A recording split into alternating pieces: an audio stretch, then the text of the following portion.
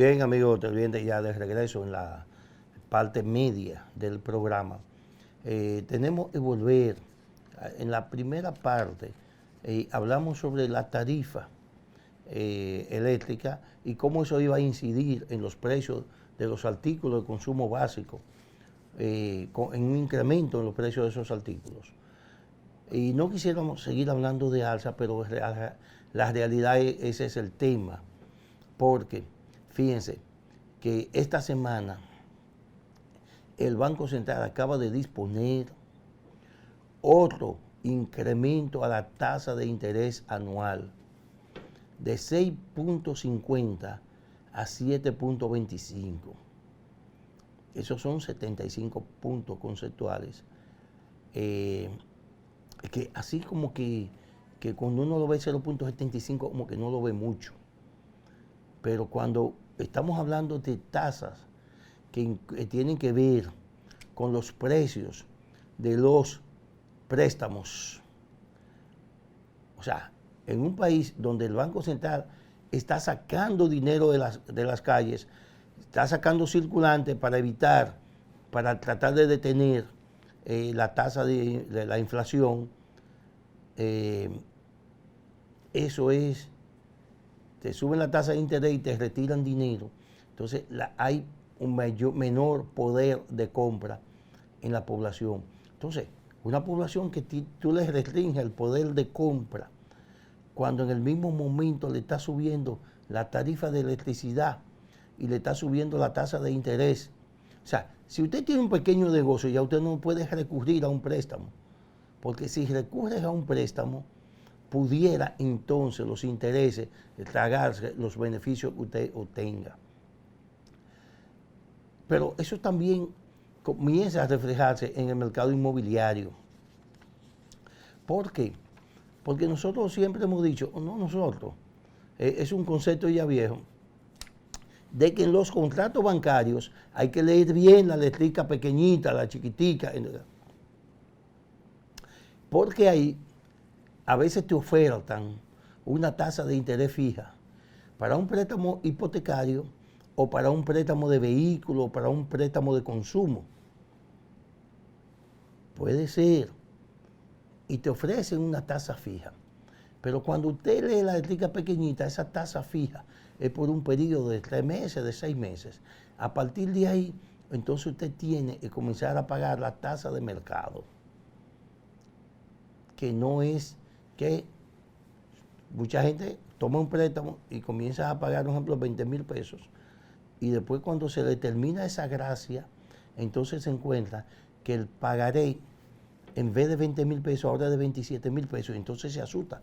No, lo que pasa es que usted tenía una tasa de interés privilegiada y usted no lo leyó, eso estaba en la letrica chiquita. Entonces, eso también se va a reflejar en el valor de las casas, de los apartamentos, que la gente compra a crédito. ¿Por qué? Porque usted tomó un préstamo. Recuerden que cuando usted compra una casa o un apartamento con financiamiento, no es la casa lo que usted está comprando, de que la casa, no. El banco le hace un préstamo por el valor de esa casa y la casa o el apartamento lo que es la garantía del préstamo. Pero es un préstamo lo que usted está tomando. Entonces, a ese préstamo le fijan una tasa de interés que, como dije anteriormente, puede ser una tasa de interés fija durante un periodo determinado, o puede que sea la tasa de mercado que fluctúa.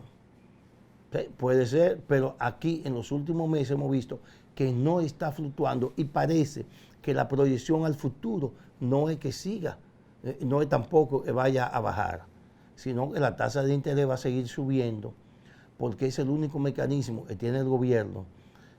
Es conjuntamente con retirar circulante, es el único mecanismo que tiene el gobierno para poder detener la inflación que ha comenzado a tocar ya a muchos estamentos de la economía dominicana. Y es un lujo el presidente Abinader no puede darse, porque tanto Abinader como el PRM están pensando en la reelección. Entonces, cuando un gobierno piensa en la reelección, lo que menos le puede darse el lujo es que de que haya una espiral inflacionaria incontrolable, porque entonces la gente vota aquí con el estómago y con los bolsillos. Y es difícil usted le haga entender a una gente a las 3 de la tarde por qué no ha podido comer, por qué usted no ha conseguido el dinero de la comida de sus hijos ese día.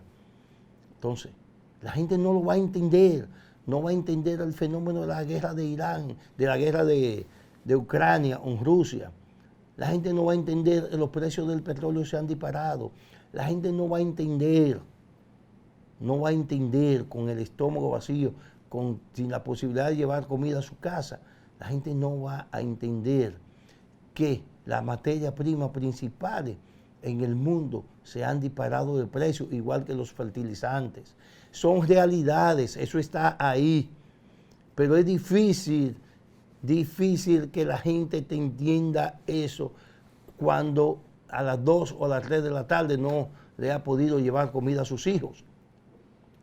Es difícil, es un ser humano y el ser humano piensa en el estómago en esos momentos y piensa en la familia.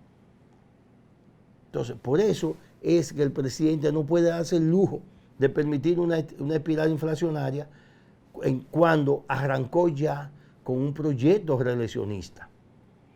Un proyecto reeleccionista que le va a obligar a mantener la mayoría de los subsidios que hay actualmente y también, aunque haya una política de circulante restringido, tratar de controlar de que la inflación no se le vaya de la mano. Entonces, ahí adoptan esta medida que afectan. Esta medida de la tasa de interés no afecta mucho a los pobres, de manera así directa.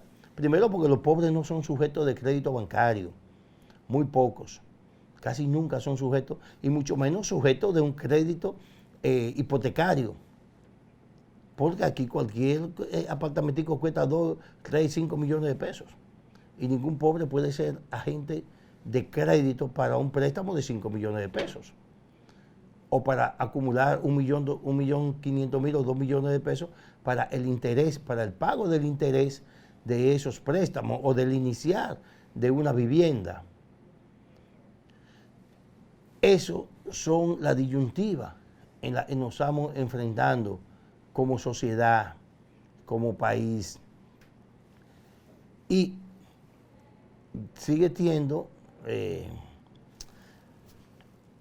siendo todavía una espinita en los zapatos del gobierno el tema de la COVID.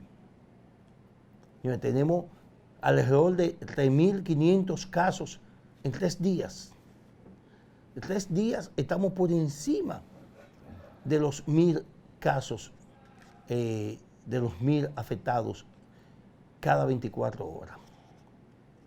Entonces, hay algo, no que algo está mal, sino que hay un rebrote y eso hay que reconocerlo y las autoridades de salud no lo han querido reconocer y están buscando explicaciones inexplicables. Entonces, hay que volver a tomar medidas preventivas. Y yo sé que el presidente no quiere hacerlo por el tema del turismo. La República Dominicana acaba de arrancar hace un par de meses en lo que es como el boom del turismo, como que es la recuperación del sector turístico. Y eso implica la recuperación de los empleos de ese sector. Y además de los empleos de ese sector, eso implica la entrada de divisas a un país como el de nosotros, que solamente vive de servicio, es del turismo y de las remesas que envían los dominicanos del exterior, porque nosotros no vendemos nada en el mercado internacional. Nuestra producción es muy frágil, no tenemos nada que colocar. Solamente los parques de zona franca, y eso recuerden que eso tiene unos convenios que nosotros le ponemos mano de obra barata, pero que la producción es de empresas privadas. O sea, la zona franca, lo único que aporta al país es empleo. y empleo a muy bajo salario. Pero los beneficios son de ellos, son de esas empresas. Es igual que los call centers. Los call centers no aportan al desarrollo del país absolutamente nada. Solamente que le garantizan empleo a muchos jóvenes que no tienen nada que hacer.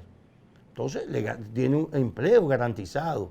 Pero lo que es el desarrollo propio del país no le aportan nada. La zona franca muy poco también. Pero, repito, le aportan empleos.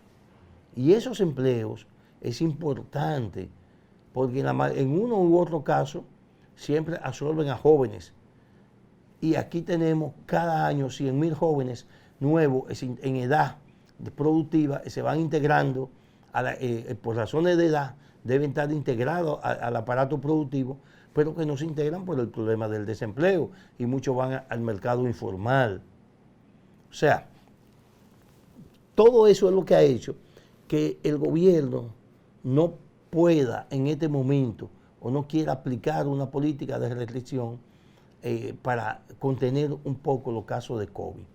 Aunque vamos en incremento. Fíjense, ayer los reportes de salud pública eran de que teníamos unos 1.046, creo, en 1.046 casos, o 1.400, 1.346 casos. Tenía ayer viernes en los reportes del Ministerio de Salud. Y eso desde hace más de 5 meses no se veía una cifra de ese nivel. 1.300 infectados. Eso no se veía desde hace 5 meses, desde febrero, que creo que fue la última vez que el país tuvo una cantidad de infectados que sobrepasó los 1.400, 1.500. Pero el problema está, y lo que creo y lo que hemos insistido en este programa durante más de 2 años, señores, es que hay que buscar un mecanismo para que la gente se vacune.